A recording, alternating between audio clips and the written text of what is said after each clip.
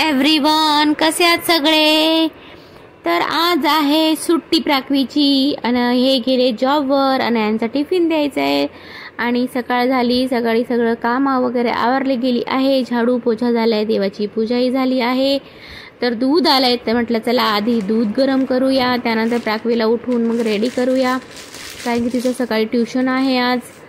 आणि आज महावीर जयंती असल्यामुळे तिला सुट्टी आहे. आमच्या इथे टाउनशिपमध्ये आम्हाला जे आहे पॅकिंगचं दूध यूज करावं लागतं, कारण की आहेत पण एंट्री नाही आहे. ते जे गाई म्हशीचं दूध आणतात त्यांना मग गेटवर जायला खूप लांब पडतं. त्यामुळे जे आहे जे मिल्क बास्केटवरनं घेतो आम्ही, तर ऑनलाईन घरी देऊन जातात. तर हे जे आहे ना, गोल्ड आहे, शक्ती आहे, असं अमूलचे खूप प्रकारचे आहेत, पण त्याच्यातनं जे आहे मला ताजाच जास्त आवडतं. त्यामुळे आम्ही ताजा यूज करतो चहासाठी, कारण की दूध वगैरे प्राक्वी पीत नाही, दूध चहा वगैरे. फक्त मग आम्ही जे सकाळ संध्याकाळ चहा बनवतो. सकाळी जेव्हा हे जॉबवर गेले मग त्यांना जो आहे चहा बनवला होता, काही नाश्ता बनवला होता, तर ते भांडे धुतले मी सकाळीच. तेव्हा व्हिडिओ वगैरे नाही घेतला याला मी. आणि रात्रीचे भांडे रसायचे बाकी होते, तर तेही घसून सगळं रसले गेले, सकाळचे बी रसले गेले. मग हे जे इतर किरकोळ थोडे भांडे होते देवाचे, ते सगळे गरम पाणी पिलो वगैरे ते भांडे थोडे आहे, तर ते म्हटलं त्याला घसून टाकू. त्यानंतर मग दूधही होऊन जाईल, तोपर्यंत मग चहा वगैरे ठेवू, आरामाने पिऊ. आणि त्याचबरोबर जे प्राक्वी उठून जाईल तेवढ्यामध्ये मग तिला आंघोळ वगैरे करून सगळं व्यवस्थित जे आहे तिला ट्युशनला पाठवावं लागेल. तर जे आहे दूध वगैरे गरम झालं तर प्लॅटफॉर्म पुसून घेऊ म्हटलं, आणि मग जे आहे इंडक्शनवरती चहा बनवू.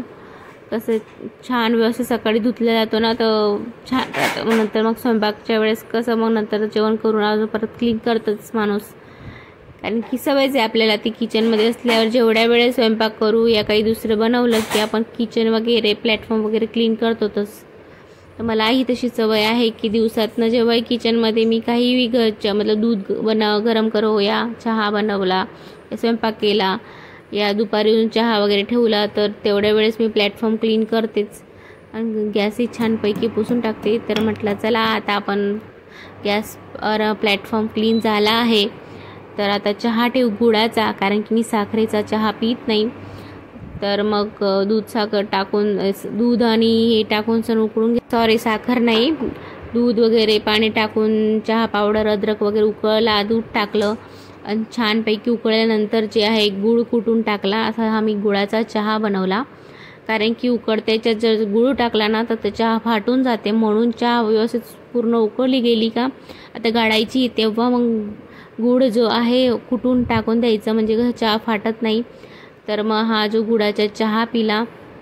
त्यानंतर म्हटलं चला हे जे सकाळी मनी प्लांट वगैरे सगळं पाणी चेंज करून टाकू. हा जो तांब्या आहे पितळाचा तोही मी घासून टाकते छानपैकी.